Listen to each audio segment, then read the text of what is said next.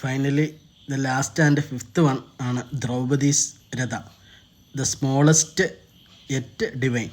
അതായത് ദ്രൗപദിക്ക് സമർപ്പിച്ചിരിക്കുന്ന രഥം. ഇത് ഏറ്റവും ചെറുതാണ്. ഒരു കുടിലിൻ്റെ ആകൃതിയാണ് ഇതിനുള്ളത്.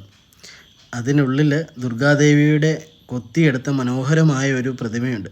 ഇത് സ്ത്രീശക്തിയും ദിവ്യകാരുണ്യത്തെയും പ്രതീകപ്പെടുത്തുന്നു എന്ന്. പഞ്ചരഥങ്ങൾ ഒരുമിച്ച് പല്ലവരുടെ കലാപരമായ പ്രതിഭയെയും ദർശനത്തെയും പ്രതിഫലിപ്പിക്കുന്നു. എന്താണെങ്കിലും പൂർത്തിയാകാത്തതാണെങ്കിലും സൗത്ത് ഇന്ത്യയിലെ ക്ഷേത്ര വാസ്തുവിദ്യയുടെ രൂപരേഖ അവർ ഇവിടം സന്ദർശിക്കുന്നത് വെറും ചരിത്രമല്ല കേട്ടോ. എന്താ പറയുക, നൂറ്റാണ്ടുകളുടെ ഭാവനയിലൂടെ കല്ലിൽ കൊത്തിയെടുത്ത ഒരു യാത്രയാണ് എന്നൊക്കെ പറയാം. So if you are in Mahabalipuram, don't miss this UNESCO World Heritage Site.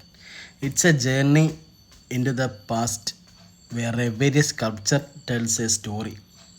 അതാണ് ഓരോ ശിലയും ഓരോ കഥ പറയും. അതാണ് മഹാബലിപുരത്തിൻ്റെ പഞ്ചരഥാസ്. എന്താണെങ്കിലും ഒരു അപാര എന്താ പറയുന്ന ഒരു ഭയങ്കരമായിട്ടുള്ളൊരു ഭാവന, ഒരു കലാസൃഷ്ടിയൊക്കെയാണ് നമുക്കിവിടെ കാണാനായിട്ട് കഴിയുന്നത് അല്ലേ. എന്താണെങ്കിലും ഇത് ക്ഷേത്രങ്ങൾ അല്ലെങ്കിൽ ഈ ഒരു 5 രഥങ്ങൾ ഒറ്റ പാറക്കല്ലിൽ കൊത്തിയെടുത്തതാണെന്നൊക്കെ പറയുമ്പോൾ നമുക്കത് വിശ്വസിക്കാൻ തന്നെ എന്താ അല്ലേ. ഒന്ന് നമുക്കൊന്ന് ആലോചിച്ച് നോക്കി. ഇത് ഒറ്റ പാറക്കല്ലിലാണ് ഇവരിതെല്ലാം ഈ 5 ഇതും കൊത്തിയെടുത്തിരിക്കുന്നത് പറയുമ്പോഴത്തേന് നമുക്കിതിലിങ്ങനെ ഓരോ അടിയിലായിട്ട് നമുക്ക് കാണാൻ പറ്റും. ഇങ്ങനെ ഒരു പാറയുടെ കണക്ഷൻ പോയിരിക്കുന്ന ഒറ്റക്കല്ലിൻ്റെ കണക്ഷൻ ഇങ്ങനെ പോയിരിക്കുന്നത് നമുക്ക് കാണാനായിട്ട് പറ്റും. ഒരു എന്താ പറയുന്ന ഇതൊക്കെ ഒരു വലിയൊരു നൂറ്റാണ്ടുകളുടെ ഒരു കലാസൃഷ്ടി എന്നൊക്കെ പറയുന്ന സംഭവങ്ങളാണ്. ഒരു രക്ഷയില്ല കേട്ടോ. ഇതൊക്കെ നമ്മൾ ഒന്നും പറയാനില്ല ഇതിലൊന്നും.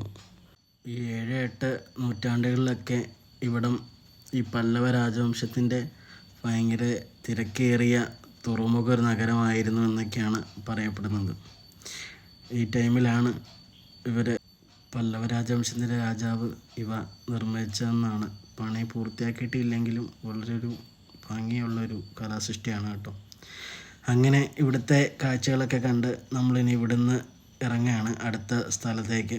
അപ്പോൾ നമ്മളിവിടുത്തെ റോഡിൻ്റെ സൈഡിൽ ഇങ്ങനെ ഒരു ചെറിയ ചെറിയ കടകളൊക്കെ കണ്ടു കേട്ടോ. അങ്ങനെ കുറച്ച് വെള്ളങ്ങൾ, കൂൾ ഡ്രിങ്ക്സ് അങ്ങനെയുള്ള സംഭവങ്ങളൊക്കെ വിൽക്കുന്നത് ഒരുപാട് കടകളുണ്ട് കേട്ടോ. അങ്ങനെ ഓരോരോ സാധനങ്ങളൊക്കെ കൊടുക്കുന്നതും വിൽക്കുന്നതും ഒക്കെ ആയിട്ട് മാലകൾ, വളകൾ അങ്ങനെയൊക്കെയുള്ള സാധനങ്ങളൊക്കെ വിൽക്കുന്നതും. അങ്ങനെ നമ്മളെ തേടി ഒരു